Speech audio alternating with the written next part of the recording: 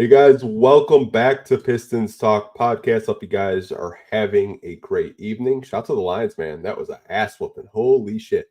Um, we're joined again by Zarek. I feel like I have to have you on at least once a month, just catch up, see how you're doing.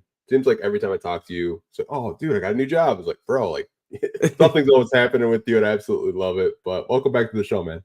I appreciate it. Yeah, I'm enjoying our monthly check-ins at this point. Yeah, it's always a good time being on here. I appreciate it. I apologize to you and to the viewer for this ray of light that makes it look like I have passed into the great pasture. I don't know.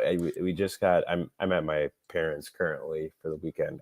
For those who don't know, I go to Michigan State, and that's where I normally am, but came here for the weekend, and the lighting down here is making it seem like I have passed on. So I apologize. I still got some left in me before then. So yeah, I'm happy to be on here, man. Honestly, like when I saw it, I was just like, it looks like some divine light. But I thought it was cool. I thought it was dope. But uh I always like giving guests the floor to plug or promote themselves. I know you do a lot of stuff with the Detroit Pistons, Real Bullyball. If you guys haven't followed that or subscribed to their, newsletter, definitely should do that. But floor's yours, man. You want to plug like whatever you're working on, social media, whatever. Yeah. Well, Bullyball, as always, is my outlet. That's where I do all of my work. I just put out an article for opening night last week where I ran through basically everything from the Pistons offseason that I was there to cover in person. And then I also turned it into kind of a long form discussion about how the Pistons got to where they currently are and like kind of, like a hard look in the mirror. I took some, for those who maybe want to check it out, I took some comparisons between the Blake Griffin tenure and the Cade Cunningham tenure thus far and kind of how similar those are. Something we don't really talk about a lot, I feel like, as a community is like, the Blake era, right? Like it's like kind of just seems like a blip in time, but like the amount of comparisons that you could probably make to a Cade who, has had the weight of the Pistons on his shoulders for the last few years to a Blake who had the weight of the Pistons shoulders on his back. And they're both expected to do everything with teams that weren't really built to do everything. So that's on our website, bullyball.net, if you want to go check it out. We have a newsletter on our Substack that you can go subscribe to. As always, it's at Real Bullyball on everything. On top of that, I still do pictures at Pistons games. I think my first game, like regular season game, I've already covered some preseason and, open practice, all the off-season stuff. But my first game I should be covering in person will be the Lakers next Monday, which will be exciting. For those of you who may be LeBron haters, I apologize, but that's going to be a great moment for me. I know I'm an unbiased NBA reporter, but come on, like you get to cover LeBron James in person. That's not. Funny enough, closest thing I've ever come to that was meeting his mom. I met his mom when I was like 6 years old, randomly. So this is a very exciting moment for me to be able to cover LeBron James in person. So I'm very excited to do so. I'll maintain my professionalism. I won't call him LeGoat.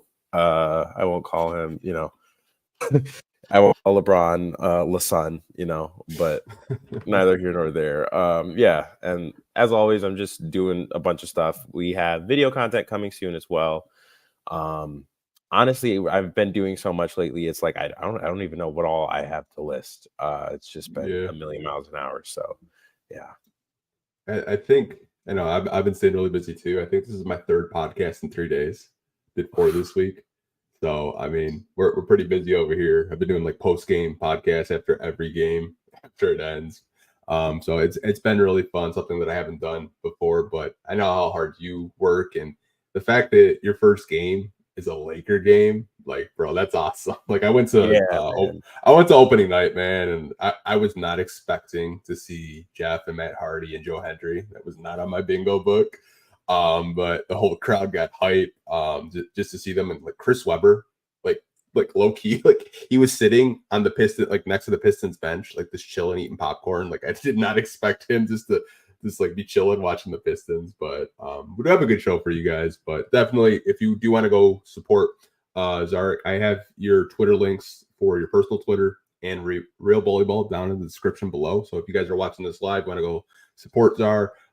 Engage with him on his Twitter. Very insightful mind in the Pistons Twitter community. You can do it that way. But we're going to get into this show, man, which not something that I think a lot of Pistons fans probably want to kind of revisit and re-talk about, is just kind of like this overall week, 0-3. So I kind of wanted to get just like your overall thoughts with this week. Like, what did you see out there? Is there something that a particular game that you want to talk about, or just kind of give me like your 30,000 foot view of this week so far? Yeah. The Indiana game, I was very moved in the first half. I definitely thought this team has taken a step, especially in that game. I thought they came out and controlled the momentum of the game for most of it. Okay, I apologize for what. It's all good, man. I think you're muted right now, though. Yeah, we can't hear you. You're muted.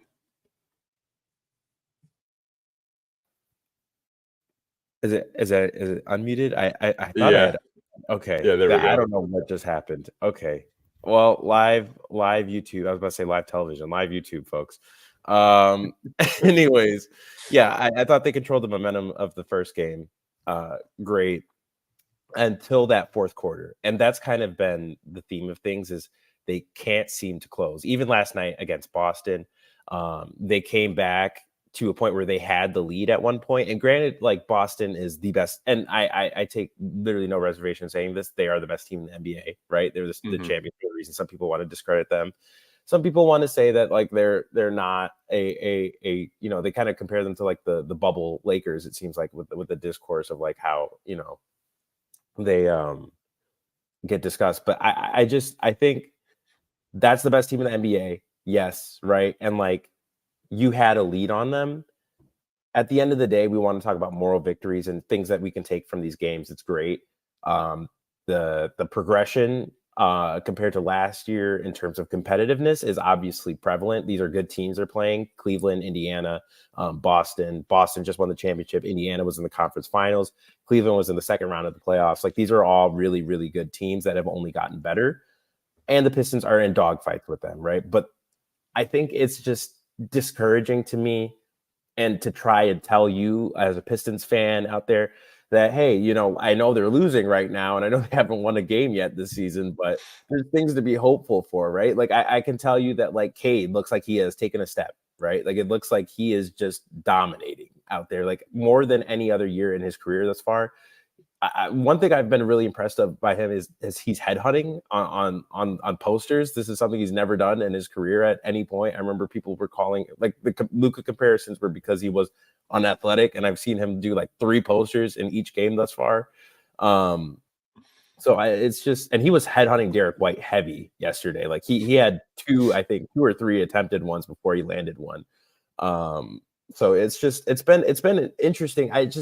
I can't tell you that like, oh, this team is, really turning a corner until they start winning games, right? Like, I want to say that, but I'm gonna sound like a broken record. There's been so many times we've had that type of discussion that it's almost tiring for me to be like, hey, yeah, like, there's things to take away from this, because at this point, and that was kind of the point of the article I had written last week, is the time for moral victories is kind of past, right? Like, we can say, oh, it was a good game, good fight, and they're still a young team, but you're only a young team for so long, and you can only get away with these things for so long, especially this year when they're trying to put a competitive product on the floor. Yeah, I thought like each game, like the Pacers game, I thought they played for 42 minutes. That was probably the best basketball I've seen. Dare I say, like, from the Casey's like second year, if you want to call it, like them just competing hard, never really being out of the game. The game was always within reach. But to your point that you had mentioned, like, I think the closing thing, or having a closer to say, is still a question mark on this team. Like, I think it should be Cade personally, and we'll get into rotations a little bit later. But yeah, I think some of these games, like the Boston game, if they had a closer, I mean, they were up 6 no one scored for 5 minutes. I mean, you pad that lead. Maybe you do beat Boston if you do have a closer. But I think overall, I really like what I've seen out of them in terms of just like competing, not giving up. Because if this was last year's team, fully guaranteed 20, 30-point losses, in my opinion, anyways. The You muted progression again? aspect. Oh. Oh, am I? No, I don't know. I muted. That's weird. Okay, I am so sorry. The light of God shining through this, the audio difficulties. This is not my best performance. Hence the 0-3 record this week. We're on the same track, me and the Pistons. But no, I think that's like something last year where we talked about leadership, right? Like that's something that this team has really been lacking. And you could tell last year when other teams would go on a run, if the game was competitive, like the minute other teams went on a run, heads would start hanging, mistakes start happening a lot more frequently. That's happening less now, but that's still not to say that it's not happening at all, right? Like it takes time to break bad habits, and you can tell like the turnovers obviously are still an issue, especially when other teams start going on runs. Like that Indiana game is a perfect example, where Detroit had complete momentum of the game, but the minute it started shifting, you could tell the guys were like, "Oh God," I mean, like, "Oh, here we go again." And it's unfortunate like that they don't have that, because obviously it's human nature, right? To be like, "Oh, upset about going down in the game," but like when you start being able to see it as a spectator, that's when like it's more of a confidence issue versus just like a oh shit, like we're going down now issue. And I want to see that improve. I really would like to see that improve. Like the turnovers, and then like it's like turning the ball over, and then you can tell they're kicking themselves for turning it over before getting back on defense. Like you just need to get back on defense when you turn it over. It's just been a lot of like young team mistakes I've seen thus far, and like they're young and they've been young for some time, and like that's why I say like it's hard to just be like hey, there's things to take away and they're growing, because these are the same mistakes they've been making. But the games have been competitive, and I think that's really like been encouraging. I think there's some players that need to step up, looking like at a Tobias Harris thus far. I think he's someone who, if they want to start winning these games, has to really start hitting his shots. And also, I think last night especially wasn't taking the best shot selection. I think the Indiana game, like it was just a thing of shots not falling, right?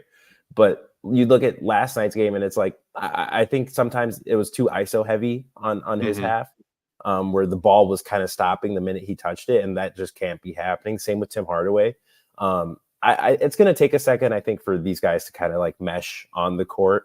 But I do have confidence that they will, because these are vets that seem to be serious about team building and finding a way to help the young guys, rather than just kind of every man for himself type of thing that it's been the last couple of years. So it's just going to be a thing of figuring it out, I think. Yeah, I think when you kind of look at the games overall, those were 3 winnable games. I don't think they were going to win the Cleveland game, and we'll get into turnovers a little bit later in the podcast, because it still seems like it's an issue. But I thought the first 3 games, those are all teams that made the playoffs last year, and one of those teams won the NBA championship, in the Boston Celtics. I think it's a really good barometer of where they want to go. Like, these are the top playoff teams in our conference, and we just competed with them. Like, I honestly think like the Pistons having a tough schedule is kind of a blessing in disguise, because it could set the tone for the rest of the season, because you're going up against the best of the best in the Eastern Conference. And I know the schedule doesn't really get too much easier this week outside of Brooklyn and an injured 76ers team, but I still feel really confident in this team. I feel like this is a team that could possibly, I don't want to say turn the page or turn the corner, because I kind of feel like that phrase is used. But even though this team is 0-3, my confidence level with them has kind of stayed the same. I still have them in like that 27, 28 win projection range. I think this is a team that'll be vastly improved from last season. But overall, I thought these games were, entertaining for the most part this week. Yeah, I think like one last thing on that is I would say my confidence level, I'm someone who predicted them more within like the early to mid 30s range. I think my confidence level would be about the same. And I did expect them to kind of start out a little rough because they have a really rough start to their schedule, and it's not going to get any easier anytime soon. And like that's why when we were discussing like, schedule release and everything like that, it's like, sure, this part of schedule is obviously more difficult, but at the same time, there is no easy games for the Detroit Pistons, right? Like when you win 14 games, you have there's no one on the schedule go, oh yeah, it's an easy win for us, right? Because nothing was an easy win last year.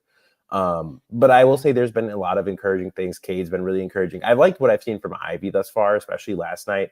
The 3-point shot was falling, and I love his confidence getting to the rim thus far as well. And I like the way he's being used. They used him on a slot cut early in the game last night where he got an and one. I thought that was like great. That's the type of things that like you want to see Cade and Ivey be doing. I've been impressed with Duren on the offensive boards. I think defensively, obviously, there's still that step that needs to be taken.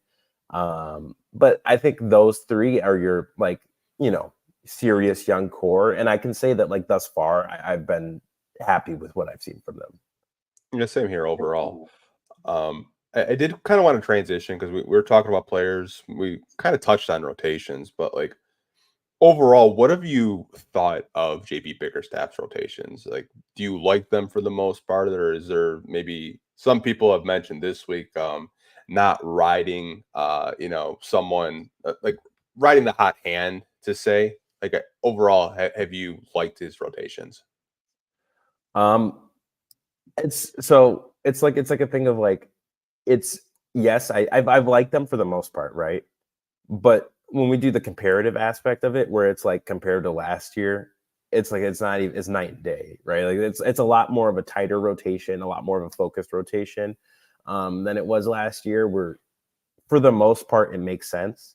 I did have an issue with, especially the first two games, how Simone has been used, because I feel like when you have someone that can shoot the ball like that, and I think he's also overall a skilled basketball player, where obviously you want him for his shooting, but he's someone I think that for a wing is great on the boards. I feel like he hasn't really been used to his potential thus far. So that was one thing that has frustrated me thus far. And I think the same with like the riding the hot hand type of thing.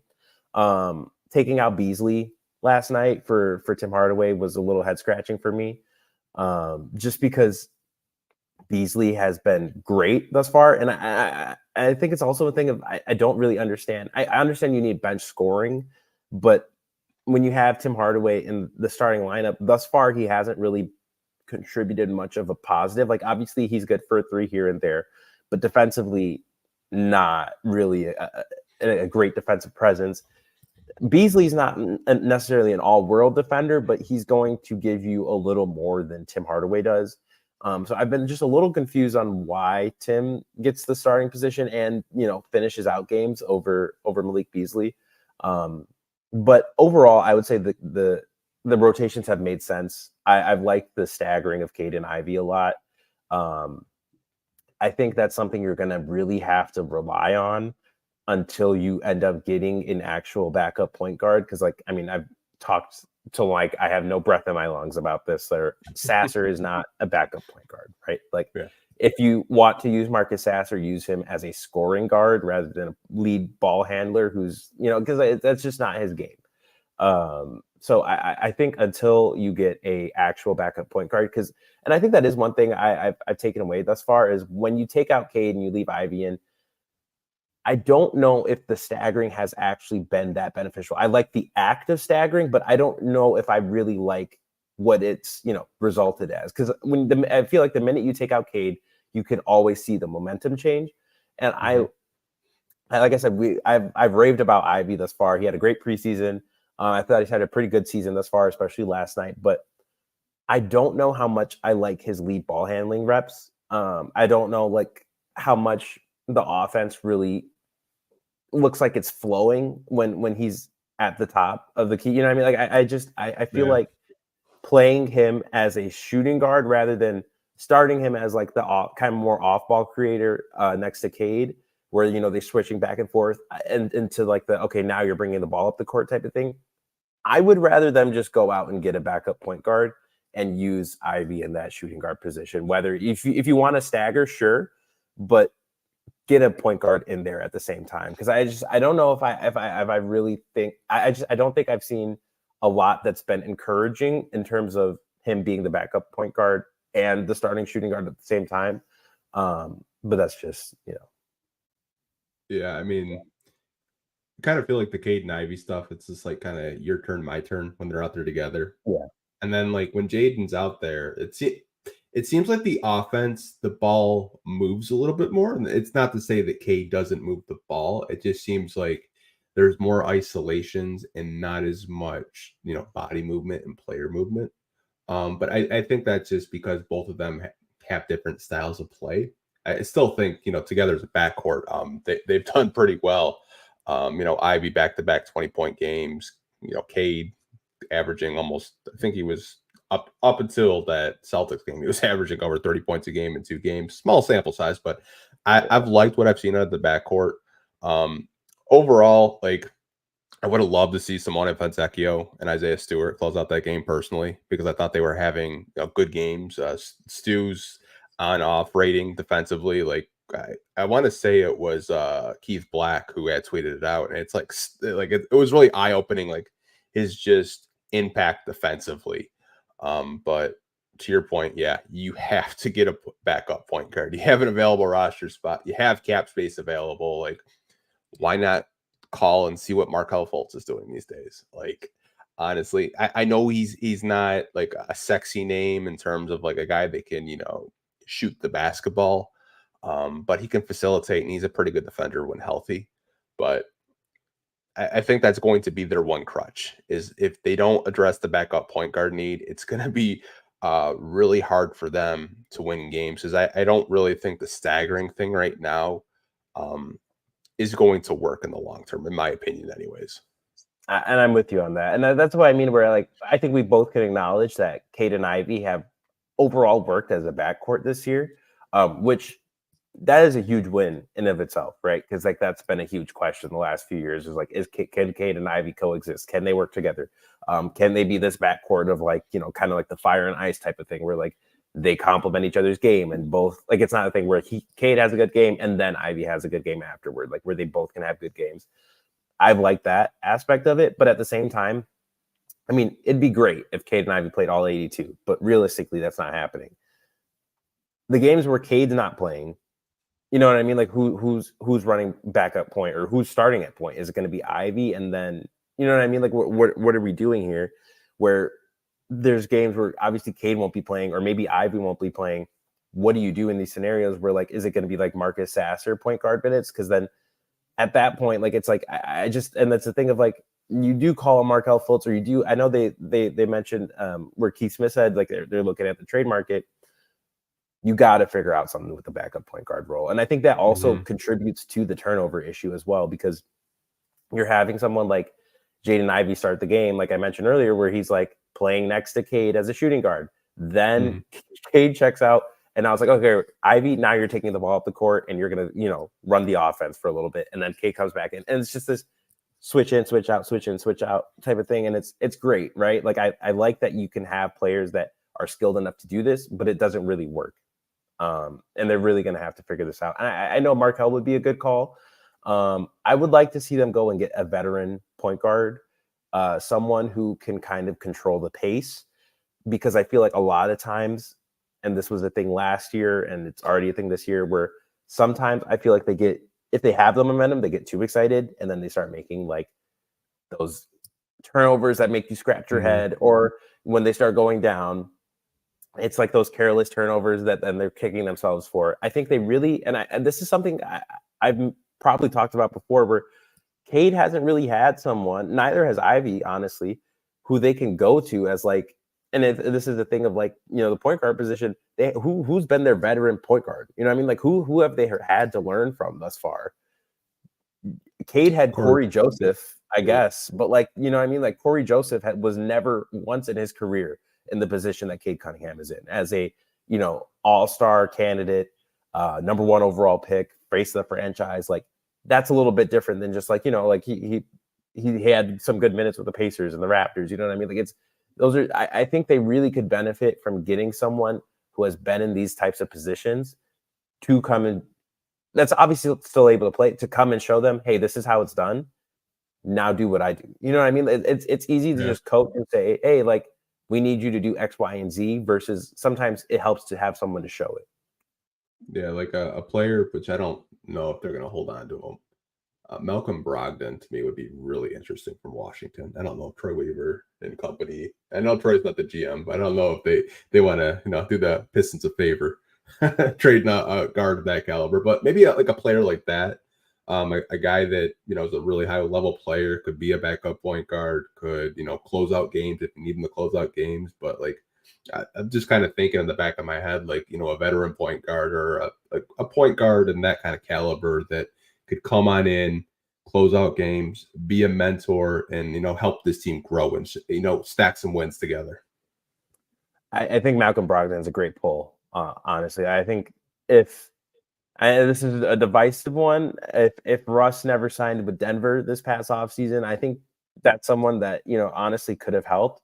Not with the shooting, obviously, but in terms of that veteran presence. And I know like people have a lot of opinions on Russ, but like, it's someone who's literally been an MVP of this league that has a similar play style to Cade and Ivey and was a franchise point guard, much like Cade Cunningham. You know what I mean? That's someone that they could have learned from. It's hard to say like who will be available, especially within like this tier. But I think that's something worth exploring. And I'm sure they're working the phones to try and figure that out. I think just sooner than later. I don't think that's something they want to wait till the deadline for. No, I mean, you could go the G League route because there are some, former, players that have played in the NBA that are trying to get back in the NBA. Like, I remember Trey Burke was just killing it for the Stockton Kings when he was over there. But I don't know if you want to have, the Michigan backcourt of Trey Burke and Tim Hardaway back here. But hey, man, I don't know. I think they will address it eventually. I think Trajan was just he wanted to evaluate the team, and maybe within that 10, 15 game sample size is enough for him to see that they need to get like a veteran backup point guard. Because to your point, Marcus Sasser, I think, has played maybe like 3 minutes all year. Like he's barely been playing. So we're gonna have to wait and see what happens there. Yeah, and the few minutes it was in an Indiana game where he played, I thought he looked great, right? But it wasn't because he was the lead ball handler. It was because like he came in, got a three, was a pesky defender, and then checked out, right? Like that's really like all you need from Marcus Sasser is like being that perimeter shooting threat and being a perimeter defensive threat. That's literally it. That's all you need from him. I think when you force him to play outside of that, that's when you start getting the turnovers. I remember preseason, I think it was the Phoenix game where it was just like I was like, how many times are we going to turn it over? Like it was getting a little bit out of control. So I really think this team needs a backup point guard. Yeah, I think everyone would agree with you there. Before we do get into our next topic, we do have to hear from our sponsor tonight, and that is the DraftKings Sportsbook. Hey, you guys, I have to tell you about today's sponsor, the DraftKings Sportsbook app. The NBA is finally back. A new season means new ways to get into the action at DraftKings Sportsbook, an official sports betting partner of the NBA. Who's draining threes from beyond the arc? Who's crashing the boards and grabbing rebounds? Get behind your favorite player and the prop bets you can make on DraftKings, the home of the NBA player prop. First time, new DraftKings customers bet $5 and you get $200 in bonus bets instantly. Every point counts with DraftKings Sportsbook. Download the DraftKings Sportsbook app and use code PistonsTalk. That's code PistonsTalk for new customers to get $200 in bonus bets when you bet just $5. Only on DraftKings. The crown is yours. Gambling problem? Call 1-800-GAMBLER in New York. Call 1-877-8-HOPNY or text HOPNY 467-369. In Connecticut, help is available for problem gambling. Call 1-888-78-977 or visit ccp.org. Please play responsibly. On behalf of the Boot Hill Casino Resort, Kansas, 21 plus age and eligibility varies by jurisdiction. Void in New Hampshire, Oregon, Ontario. Bonus bets expire 168 hours after issuance. For additional terms and responsible gambling resources, see dkng.com/bball. So we're back. Shout out to DraftKings for sponsoring today's show. I actually made $45 in the Lions game. Oh, there we go. What was what would you put? So I put $25 on the I want to say I think the Lions were a plus or negative 12 or whatever. But I was like, yo, let's go. That was like free money because it was like 52-14. I was like, let's go. Covered that with ease. In the first quarter. Man, I was like, I watched the first half and I was just like, yeah, I think I'm good here. I think I've seen what I need to see because I was like, I had some work projects I needed to do and I was like, I think we're good. I don't think I have much to worry about. So yeah, it's also ironic. I'm looking to maybe start doing some Lions coverage here. So keep an eye on that. This was the first game I've reached out to Lions PR on, so we'll see if anything comes of it. But yeah, I mean, Corey Woods, who friend of the show, and I'm sure you know who he is. He always tells me like how great Lions PR is. He said the best PR department out there, like in the city. So wouldn't be surprised if you do get like a email or a call back from them. Yeah, I'm excited. I did some work with I did a camp this past summer with he's not on the team anymore, Donovan Peoples-Jones, and then Amon-Ra St. Brown, David Montgomery were there. Where I did like some photos for them that the Players Association used, which was cool. So yeah, I'm trying to get my hands into everything I can in terms of sports in the city. Yeah, I mean, you do a great job, man. Like it's some of the pictures you take, I think you have like a different lens in terms of some photographers that are freelance or team photographers for different sports. Like I saw that like the color coded. I think it was like a Cade or Cade and Ivey. I was like, yo, that's dope. So yeah, appreciate it for sure, man. I did kind of want to get into fouling, and it still seems like it's a problem with this team. I think the Cavs game was probably the most eye-opening. And not only did they have 20-plus turnovers, but they had 20 fouls against the Cleveland Cavaliers. So I kind of want to ask you, should we be worried about the Pistons and their foul trouble this season? It's hard to say, like, because it's so early, right? But I think it goes hand in hand with the turnovers that these are like, you don't want to say careless mistakes, but these are the type of mistakes that you make when you are a young team. But that at the same time, like, there was a couple on Tobias yesterday where I was like, I mean, like, it's like, I feel like, we could be doing a little bit better than that at this stage.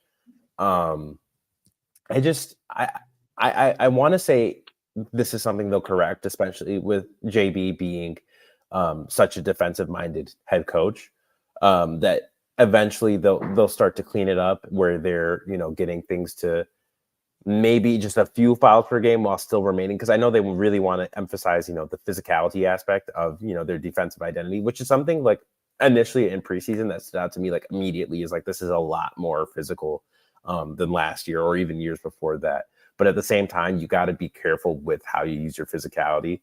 I think more than the fouls, I've seen so many 3 second defensive, 3 second like in the paint defensively that it's just like that's something that should not be happening at all. And the fact that it was like I think there was 2 or 3 yesterday where it was 3 in the paint, without defending, and I was just like that's the type of thing that I feel I'm more concerned about because those are things that should just not happen, right? Like those are things that should not be happening on a frequent basis. And I think I can count at least 2 outside of like last night's game where it's kind of been an issue. And I think that's something that like absolutely needs to get cleaned up like as soon as possible because you're just giving them free points at that point. The fouling overall, I feel won't necessarily improve until you start getting more defenders out there looking at an Asar Thompson, right? Whenever he does return, it's just it's hard because like part of it is yes, they do get too handsy, and yes, they do commit some bad fouls, but at the same time, they don't have like the leverage of being a good team where they can get away with some things. Yeah. I feel like the Pistons maybe have a little bit of a tighter whistle than, you know, a team like a Boston perhaps, or a team like an Indiana, just because let's face it, like a lot of the NBA when it comes to officiating is on like reputation. And when you start getting a reputation for fouling a lot, you're going to start getting looked, you know, a lot more closely, especially when you're a team that doesn't win a lot of games. So there's been some foul calls. I think it's a little bit, you know, interesting. I'll leave it at that. But yeah, I think I think there has been some interesting foul calls, but regardless, they need to clean it up on defense. But more importantly, I really would like to see those 3 seconds stop. Yeah, a 3 in the lane without guarding, I think it's just kind of like a mental error on their part. I'll just say like overall, like officiating, like Ed Malloy giving Cade Cunningham a tech versus the Cavs game when George Niang is just, I'm probably going on a rant. Like George Niang is just a dirty player. Like I'm just gonna say it. Like he tugged on Cade's jersey, didn't get called. Did the same thing to Ron Holland, and then Ron Holland wanted the basic. I think he pushed him out of the way, and then Malik Beasley stuck up for him and got a tackle. It's just like officiating has been really bad for the Pistons. But overall, I think they want to be handsy and physical. But to your point, they just have not earned the refs' respect. I mean, this was a team that won 14 games last year, 17 the year before. So I think once they start winning more games, you're going to kind of get a whistle that's maybe a little bit more lenient. But for now, I think they have to be smart. I know Tobias, last game, he was really trying to go at Jaylen Brown. I don't know if he saw the clip of Jaylen Brown talking about the Pistons, but he seemed like the little elbow to the face, being physical with them like the entire night. Like stuff like that, I think can't happen because you're turning the ball over at the end of the day. So you have to be smart the way you're defending. But I think overall, like you can't have games where against the Cavs this week where you had 22 fouls and 22 turnovers. You're never going to win a basketball game unless you're just hitting like 3-point shots like crazy. But I think it could be a problem. It could be something to monitor. But I think overall they did a pretty good job this week. Yeah, I think just it's the early foul trouble that bothers me as well. Like it's I think foul trouble, especially on young teams, is inevitable. But it's the fact that it happens so early that kind of causes, and that's also a part of like looking at the rotations like critically. It's hard to say because like, you know, a guy like Ivy all of a sudden has 3 fouls in like the first or second quarter, and you're like, okay, well, you know, now we have to change things. That's, you know, when Marcus Sasser got run the first game. It's a thing of like I think if you end the game with 4 or 5 fouls, fine, right? But you don't want to start off that way. Because then that really forces the rotations to change. So I think obviously they need to clean it up, and I think the first half fouls are something that especially like need to be cleaned up as soon as possible. Yeah, like I think the Cavs game still had like 3. I think he had like 3 fouls in the first quarter, and then he picked up another 2. Played like 11 minutes in action and had like 5 fouls, which I thought the first 2 games he was trying to get adjusted to play back up like center again. I thought last game he did a really good job of bringing in energy and protecting the rim and cleaning up misses around the basket. But I think overall they will clean it up. It's only 3 games into the season, and they're learning a brand new system in JB Bickerstaff. So you kind of have to give them, I don't want to say a pass, but give them a good 15 to 25 games to just learn the lingo, learn the actions, learn the plays, and I'm sure they'll, you know, clean up on the fouls. I do kind of want to stick with it's kind of like fouls, but it's turnovers. And I know we were texting like I think it was the Cavs game this week. Yeah. Are you concerned with the turnovers still? I know last year it was, I think what we all talked about is they don't take care of the basketball. Are you still concerned with turnovers with this team going forward? Yes. If they had not had that Cleveland game where it was completely out of control, I would say I'd be slightly less concerned. But it's the thing of I really need to see it before I can really say something about it in terms of improving, because I Cade has the ball in his hands so much, right? Like he is one of the highest usage players in the entire NBA. With that being said, he is, and I think you and I can agree on this, a highly talented basketball player who I think we both think will be on the all-star trajectory this year. And I think, in my opinion, he'll be there for many, many, many, many years. With that being said, we can blame the usage. We can blame, spacing like we did last season. He needs to get a tighter handle moving forward, and and I think more than the tighter handle, sometimes he just makes passes that are just too like loose. Like it's like these are like easy mental mistakes that are happening, and I think that's like an easy fix for Cade. It's just and the usage I guess does play a factor there, but at the same time, he's got to be better when it comes to the turnovers. Just point blank period. That's how it is. Like, and I'm sure like he'll tell you that, right? Like he'll tell you that he needs to get better with the turnovers. His camp would probably tell you that that's something that needs to get cleaned up. So that's something where if Cade wants to be that, end up being a top 5, top 10 player in the NBA, that's going to have to be something, that really improves before, like he takes that very next step. Because right now, you're taking that step towards the all-star trajectory. When you want to take that step towards like all NBA, like, first team all NBA, like getting on those Olympic teams, that's when you really need to work on cutting down on the turnovers. Cause like, you just can't have that. Ivy overall, I don't think has had nearly as many turnovers that were forced or head scratching like they were last year. And I think part of that is just having more of a defined role.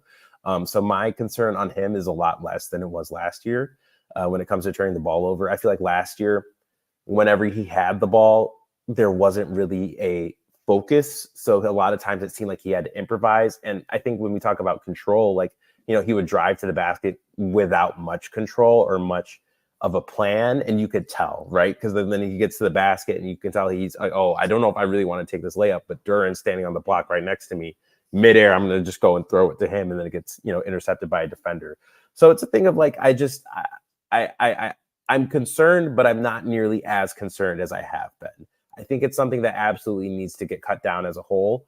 Because you cannot have games like Cleveland if you are trying to be competitive, and if you're trying to, I don't know if they'll come out and outright say this, but like, I mean, obviously I think they want to be competing for a play-in spot this year. Like, I don't think that's really much of a secret.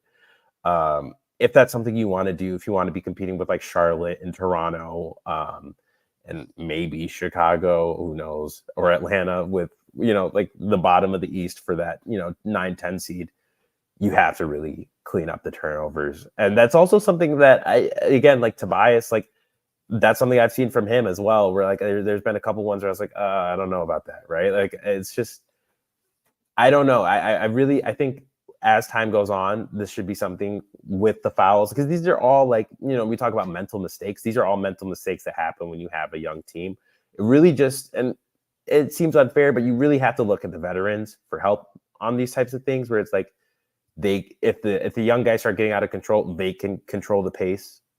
Similar to the whole closing thing, like, obviously, like if an Ivy isn't ready to close a game yet, that's what you bring in a Malik Beasley for.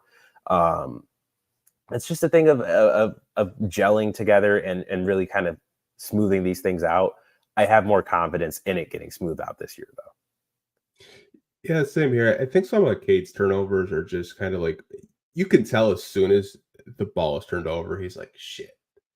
Some of the passes, like he tries to sneak it in between like two defenders, like great if he makes the play, but like 9 times out of 10, it's probably going to end up a turnover. And I think that's a case where even Tobias said it, like when he had that 30-point outburst against Cleveland, it's just like, yeah, like great game offensively, but even like the turnovers, he's like, he'll watch the film, he'll break it down to see where he can get better. I thought night and day between the Cavs and the Celtics game. You know, they did clean up the ball in terms of turnovers.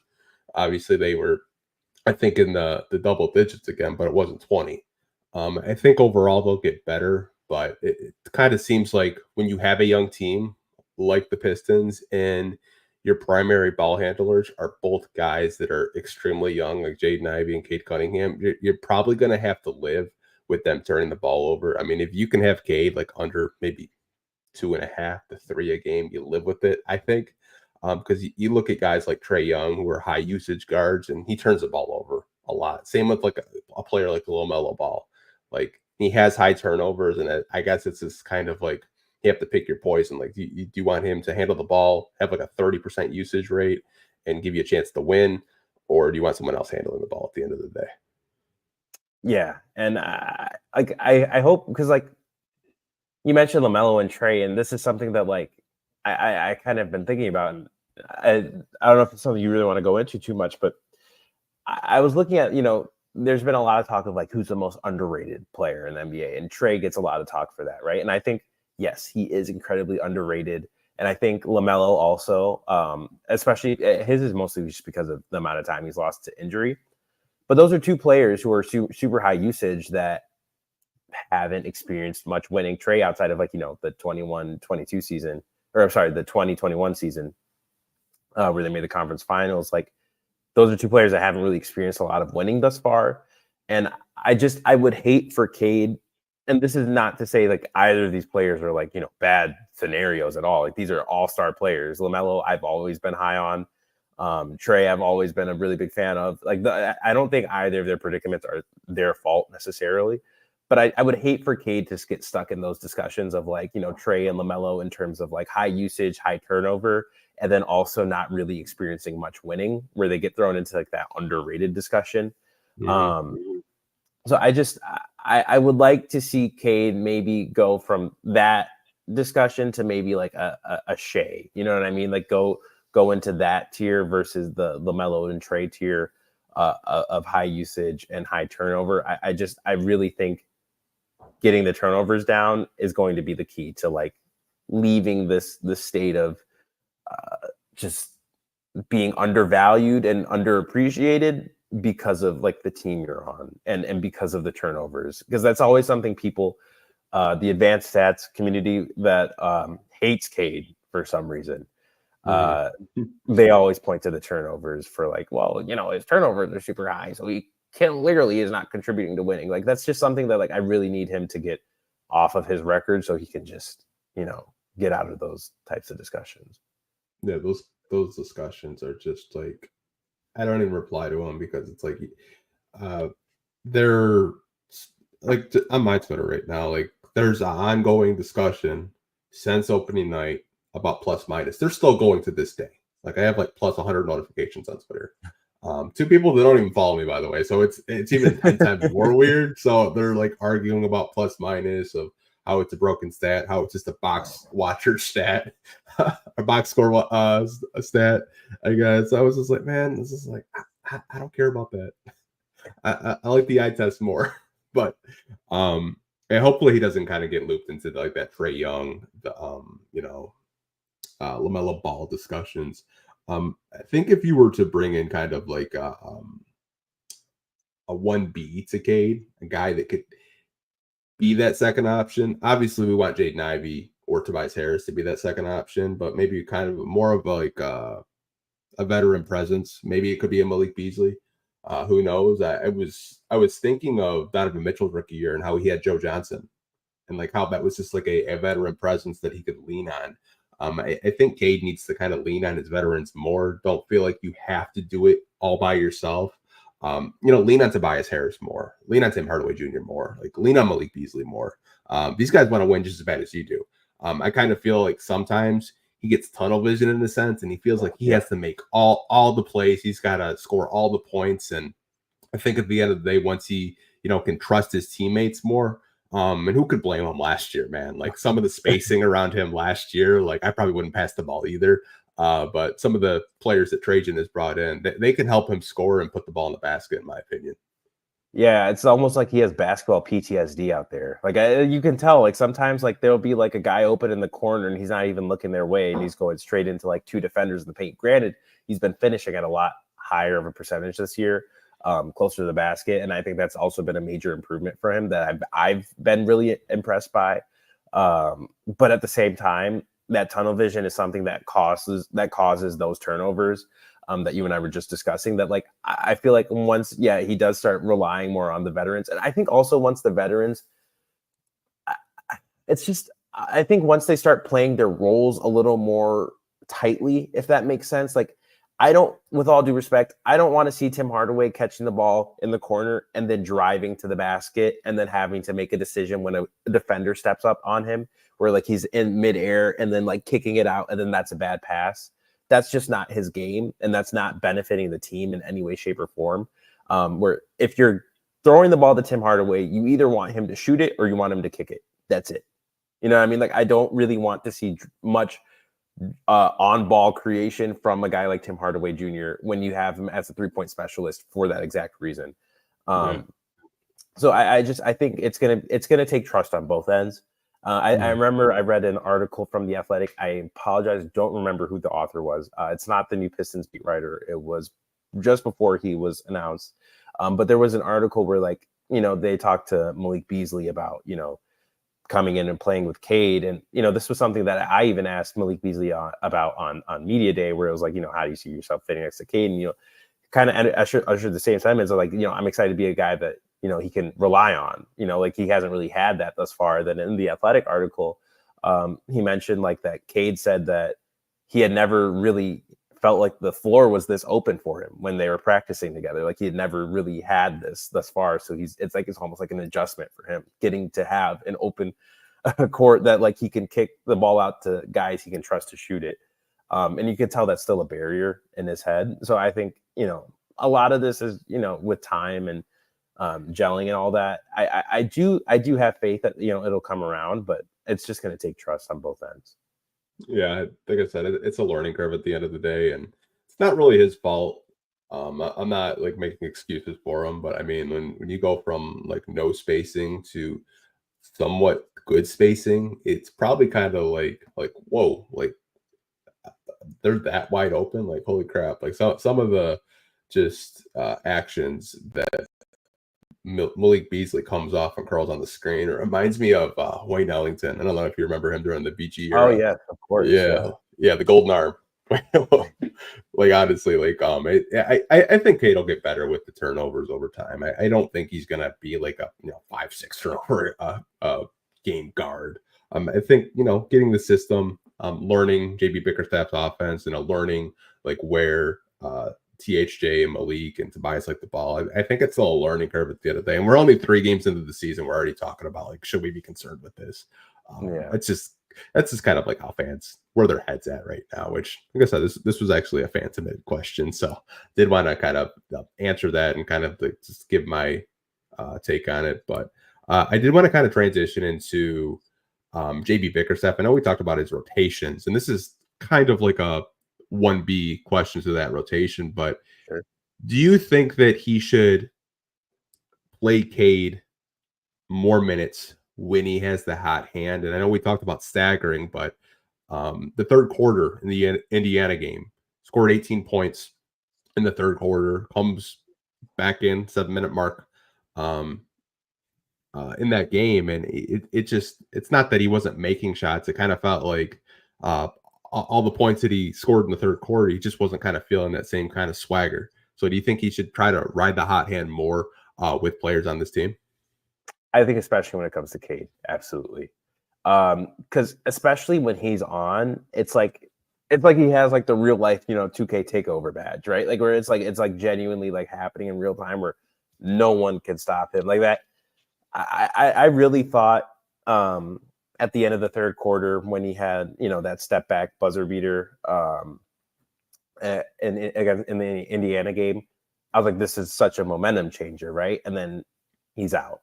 I really think when Cade is on, you need to just keep him in until it stops falling, then you pull him. There's some players where, like if they're hot, and you pull them, you put them back on the court, it'll stay that way. But Cade's someone that when he gets hot, you absolutely at all costs need to keep him on the court, especially because it's like no mistakes about it. He's their best player without question.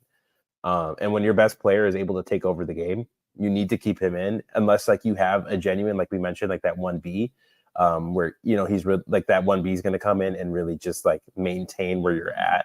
That's not happened thus far. As good as Cade and Ivey has been, that's not really where he's at right now. And that's fine. But when Cade is that hot, that's a hot hand. Like you just have to keep in.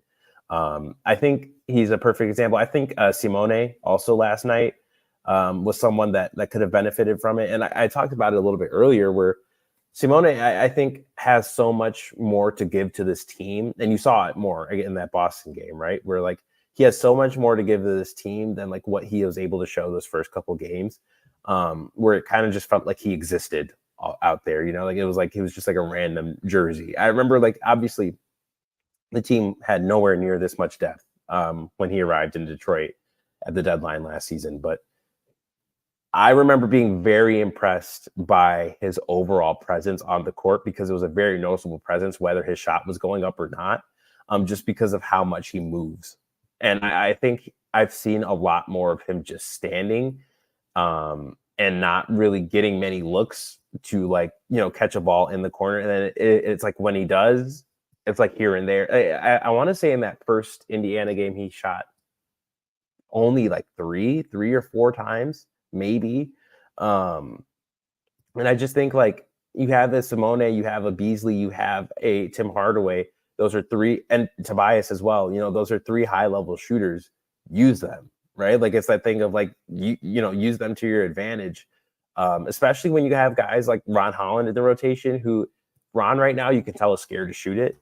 That I really feel like when you have a guy like Simone in who's hot, or a guy like Malik Beasley in who's hot, keep them in, right? I don't think this team can afford to take out the hot hand as it currently stands.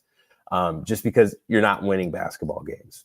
That's just how it is. And I think until you start figuring out like necessarily a winning formula, there's just no way of justifying pulling out those hot hands and then putting in guys who are just kind of killing the momentum a little bit. And it's not their fault, but momentum, it was ironically something I've seen discussed on Twitter recently. Is like, is it a real thing? Because it's not tangible, but you can honestly tangibly see that like the game shifts the minute the hot hand comes out.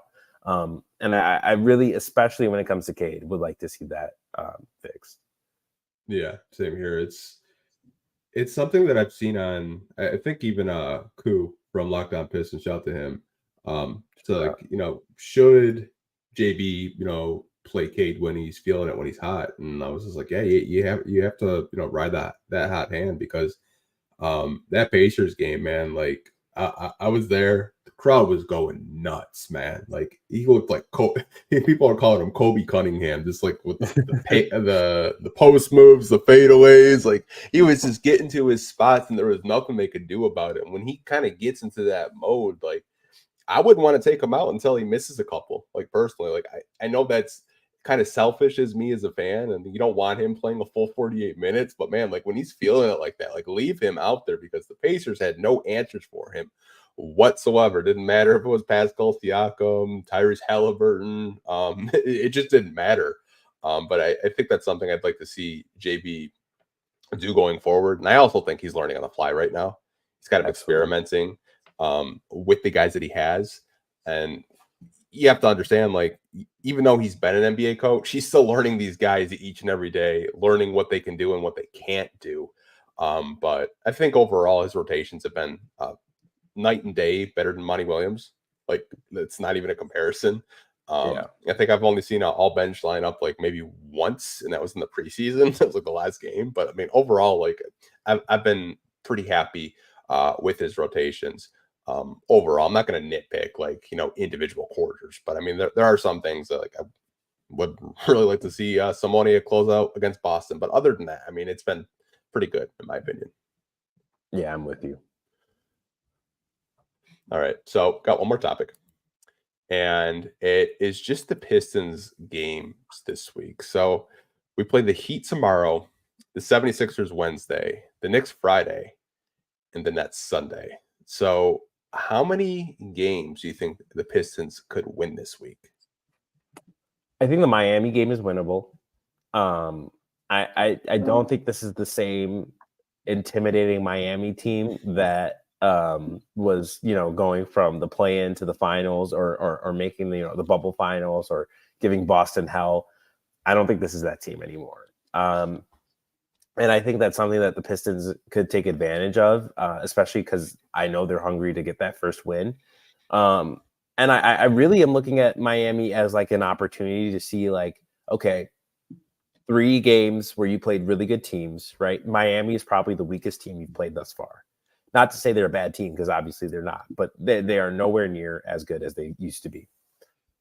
Can you take this game that last year, when I believe that their season opened against Miami, and it was a competitive loss? Stop me if you heard that one before, where Cade had a great game, and it was kind of like okay, like maybe the Pistons are showing us something this year. And then they had the game against Miami towards the end of the season last year, where it was a dogfight, and it was the celebration of that 04 championship team. That ended with a Bam Adebayo buzzer beater because Cade Cunningham took a not last second shot. He had an opportunity to take a last second shot, but I think he took it with 14 seconds left on the clock, missed it, and then that gave Miami the opportunity to steal the game, which happened. And I remember there was a lot of disappointment around that, and that was also really looked at as like where's the leadership on this team, right? Like where is someone telling Cade like, hey, do not take that shot until like the shot, because I believe they were either up by 1 or tied. And there was no one on the coaching staff even that was like, hey, let's get a timeout here. Not, like let's collect ourselves, not take a shot when we don't need to. And I remember there was a lot of calls about like what's going on with the leadership on this team. So I think the Miami game is going to be a really good benchmark of where this team really is right now, at least, because obviously, things can change as the season goes on, but where is this team right now? Can Cade finally get like a win against Miami? Because I feel like he went through hell against Miami last year. Can he get a win against Miami and kind of just justify what happened at the end of the season last year and kind of get his get back on that one? I really want to see how a Tobias plays against Miami as well, because they don't really have anyone in my eyes that'll be proficient in guarding him, especially when it comes to size, because he really needs a good offensive game. Like when you get paid $25 million a year, and I'm a fan of Tobias's as a whole, but when you get paid $25 million a year, games like last night can't happen on a frequent basis. Like I really would like to see a 20-plus point game from Tobias Harris. I think tomorrow will be a good opportunity to show that. And then I also really, really want to see how Duran stacks up against Bam Adebayo. That's someone that he's been compared to quite a bit in his career, but more so on the offensive side of things. Obviously, he has not touched the defense that Bam has. I really want to see how Duran plays against Adebayo on offense, and then I also really want to see if he can step up on defense and guard Bam, because I know that'll be a challenge. I know they spent some time playing against each other on Team USA when Durham was on the select team. So I'm really curious just to see how tomorrow goes against Miami. I think that's really a good benchmark game. The Philadelphia game, the New York game, I don't know. We'll see. I know Embiid is currently under investigation for sitting out until the Pistons game. Some people on Twitter calling him Pistons man. I'll hold my comments about that whole thing. But I think between the games this week, you got 2 ones that I would say are winnable. If you win 2 or more, I would say that's great. I would love to be able to say like, oh yeah, this week they'll be able to get near 500 overall on their record, but I don't know if I see that happening. Especially, and I'll say this also before I hand it right back off. We talk about games that you always watch. This has been a thing for me since I can remember. I always watch how the Pistons play against New York, as basically since Thibodeau got there, because every year, whether they start hot or start cold, if I'm able to watch how they play against New York and say, okay, yeah, they don't have it this year, it's always a New York game that was the tell. I remember that first season where Boyan and Burks were on the team, the 22-23 season, Ivey's rookie year. Right in the beginning of that year, they had some momentum after that Orlando game, and they went to New York, and it was like, okay, no, this team hasn't actually changed that much, right? Like and then last year, New York kind of that was a thing of itself. Minus, the game where Asar was, full on speared, i.e. Goldberg. At the end, I think New York is such a good team to see like where the Pistons stack up as a whole, because for some reason every year, if the Pistons can compete with New York, they're going to do well. Like I think the last time they've really competed with New York was when like Blake was here, so that says something. If the Pistons can beat New York, I feel, and this is maybe silly, but if the Pistons can beat New York, I think that's a great omen for overall how the season will go. And I think Brooklyn, if there is a guaranteed win for them, that's as close as it gets. It's funny you say guaranteed win. So Brooklyn just beat the crap out of the Milwaukee Bucks with Dame and Giannis. Cam Thomas went for 30. Then Schroeder went for almost 30. I think a lot of Pistons fans are looking at Brooklyn like, oh, yeah, that's an easy win. I don't think so. Cam Thomas is a bucket. Like, but I think overall, if you look at the schedule, tomorrow will be really interesting to see how they play Miami in Miami. Hopefully they don't go partying tonight while they're down there. I know how Florida is. I know how the Miami nightlife is. Hopefully they're just in their hotel like, chilling and they're not out partying, because we'll know if they did. Because if it's like a 40 to 30 first quarter, I think they went partying. But Miami, I think I'll be paying attention to it. It feels like we always play them really close, and then throughout the week, I think the 76ers could be a winnable game just because there's no Joel Embiid, there's no Paul George. They're playing Kyle Lowry, who's like a 40-year-old point guard. It seems like he's been in that NBA for quite some time, but the only player you really probably have to worry about are maybe like Kelly Oubre and Tyrese Maxey. I feel like if you can contain those two guys, you could be in pretty good shape, and get a win against Philly, who's a pretty good team, and you got to see Andre Drummond and Reggie Jackson. So it'll kind of be like going down memory lane for Pistons fans, but I think they could possibly win against Philly. The Knicks, I don't know, man. Like that's just a juggernaut to me. That they're so good. They're so deep as a team, starting five-wise, not their bench. If they can beat the Knicks, I'd be happy. I'd be ecstatic. But I don't know. I think the Nets and Philly to me are two winnable games. I think the other two, I'm not going to count them out. I think they'll be competitive for the most part. But yeah, the next four games this week I think are just going to be brutal as well. Yeah, and it's tough because like this. I don't know if the team ever deserves a win, but it feels like they really they're right there. When it comes to getting that first win, but it just is not getting any easier. I think that Philadelphia game will be interesting, especially if Embiid plays. I want to say Brooklyn would be like an easier game on the schedule, but like you mentioned, like there is really no easy win in the NBA unless maybe you're playing the Washington Wizards, but no one's trying to be that team. But no, I don't know. I think this team has a milestone week ahead of themselves, because I think how they play this week, if it's competitive, then I think you kind of at least have a sense of, okay, well, this team isn't getting blown out by these good teams, right? But if it's a thing where they can steal a couple this week, then I think you're in decent shape. Yeah, someone said if Reggie Jackson goes for 20, I swear. That would be such a Reggie Jackson thing to do.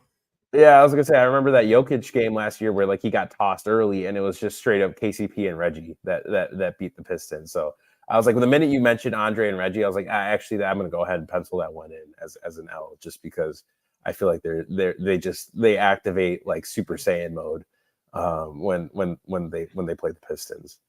I mean, I might have to take a player prop on Andre Drummond to get 20 rebounds that night, if I'm being honest.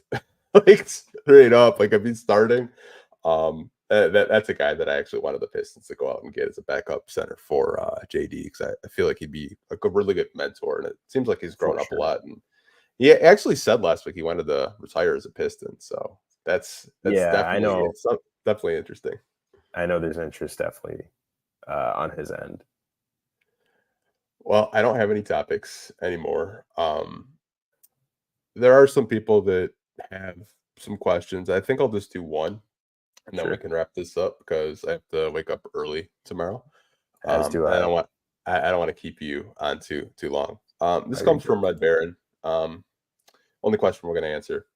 He said, "What's the identity of the current Pistons team? Great teams have an identity, and right now they're still figuring out who they are." That's a great question. It's identity and culture are two things that I feel like have been beaten over the heads of Pistons fans for the last few years as like a thing of, oh, we can just, create this. Like I know like the minute Troy got here back in 2020, it was like the whole restore, and not every franchise can restore, and we're going to restore the Pistons back to what they used to be. And then they would talk about, the emphasis on defense, and they would remain one of, if not the worst defensive team in the NBA year after year. It became a thing of like culture and identity just kind of being buzzwords, where JB came in this summer and talked about, hey, I really want the Pistons. I want Pistons fans to be able to tune in, February, March, and be like, this is Detroit Pistons basketball. This is a brand of basketball that I can recognize. And if we want to talk about identity or culture, I'm going to point to Ron Holland. Ron Holland is someone who hasn't really gotten the swing of things yet, right? Like it's clear that he is very young. It's clear that he is also very raw. But at the same time, he is not backing down to anybody on that court. He is like the peskiest, most pain in your ass defender he can possibly be. And I mentioned this on Koo's podcast where I said Asar has like natural gifts on defense. Like he just has a level of like athleticism, and then also just like how quickly he shifts his feet. He's a very like technical defender, if that makes sense. Like he's very much like a guy who, if you want to study how to play defense, you go and watch Nassar Thompson. But if you want to study how to just be a pain in someone's ass, you go and watch Ron Holland. Like, especially just because I think he knows he can't necessarily match up with these guys on offense yet. And he has to contribute something out there. And he's not afraid of anybody, especially on the defensive end, where he's just going to get in your face. He's going to be extremely physical. He's going to fight you for the ball. And then if you try to start any shit with him, he's not taking any shit. Looking at that, you mentioned the whole thing with Niang, like that stood out to me. Like he immediately, Niang was like pulling on him as he was coming up the court, shoves him across half court. And then, that led to a whole scuffle for a few minutes. But like that, I would say is the identity of the Detroit Pistons team, is even if they're outmanned, even if, they're not matching up perfectly against like a good team, they're not backing down. And I think this is a team that, I can swear on this podcast, talks a lot of shit. That's been something I've noticed a lot. Like they talk a lot of shit, especially like a Malik Beasley, Ron Holland, Isaiah Stewart, Jalen Duren. Like those are all guys that talk a lot of shit. And it's just a team that like, if you're gonna get a win against us, you're really gonna have to die for it. Like you're gonna have to like truly go to war to get a win. And I think that would be the identity of this Detroit Pistons team, is just like it's been the thing with the city as a whole, like grit. I would say this is a team, you want to talk about like the biting the kneecaps off thing, like that would probably be the identity of this team. And I mentioned this kind of to my brother after the JB press conference, and I was like, I feel like he has like that level of Dan Campbell, not necessarily like because Campbell now is leading a Super Bowl contender, but he has that level of just kind of testosterone, like building, like, like he wants to get out there with the guys type of thing. That it's like, hey, we're not taking shit from anybody. And if you want to come and get a win against us, like you're going to have to fight us for it. And I think that would be the identity of this Detroit Pistons team. I actually think I saw the identity of this team in the third quarter. yesterday. I think that's the way they want to play for a full 48 minutes. And obviously, this is a young team, so they're going to be inconsistent.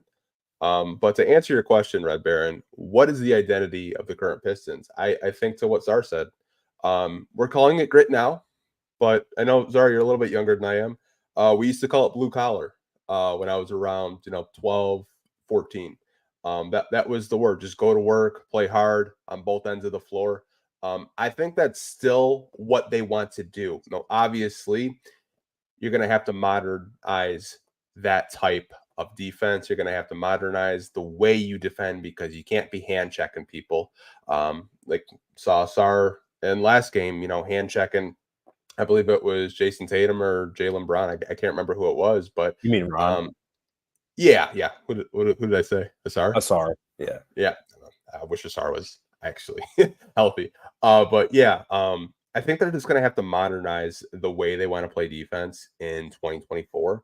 But I think that Boston game in the third quarter, that's the way they want to play. That's what JB was talking about because that third quarter, I think they went on a 26-8 run to close out that third quarter. They made great defensive stops against, Jason Tatum and Jaylen Brown and all those guys out there. I think that's the way they want to play basketball. So you got to see glimpses of what this team could be defensively and what JB is trying to instill on them of playing smart, sound basketball. So to me, I think that's where the identity and the culture of like how they want to play their style of basketball in 2024 with the Pistons. Yeah, and I would say like it's just like that aspect of like not taking shit, really. Like that blue collar, like fits the identity of the city as a whole. Like it's just it's what you want to see from a team like this, and it's a thing of like if they want to start winning games, it's also going to be like kind of ugly in a sense. You know what I mean? Where like if like they get a win, they're gonna really earn it, and if like a team beats them, that team has to really earn it. So it's really just a thing about like earning it as a whole. Yeah, I think like when I was watching that third quarter, I was like, okay, that's the way they want to play. That's what JB was talking about because you had mentioned it with Troy Weaver, like restore. I've never seen a team shoot 3-pointers and win a championship. I was like, well, obviously you haven't watched Golden State or Boston because that's the way you win in the modern NBA. But I'm not going to bash him too much. But some of like his old press conferences are just soundbite gold. I kind of miss those press conferences if I'm being honest. But I do kind of want to wrap up this podcast. Give you the floor to plug and promote yourself. We got over almost 400 people in here between Twitter, Facebook, and YouTube. So why don't you tell the people where they can find you, and they can support you this season? Yeah. So on my own stuff is at Zark Xavier on Twitter, on Instagram. That's where you'll find a lot of like my Piston stuff, just general like thoughts, pictures, because I do photography at a lot of games. I'm also be doing like Motor City Cruise coverage pretty soon here. Their media day should be coming up soon. So it's a lot of that on my own personals. And then on top of that, I do more of like my, professional content on Bullyball, where I just posted an article last week. And then, I'll be having articles coming more frequently, www.bullyball.net. And then we also have a newsletter, which you can subscribe to via our Substack at Real Bullyball. And then also on YouTube, I'm trying to get some more Pistons like video content out there.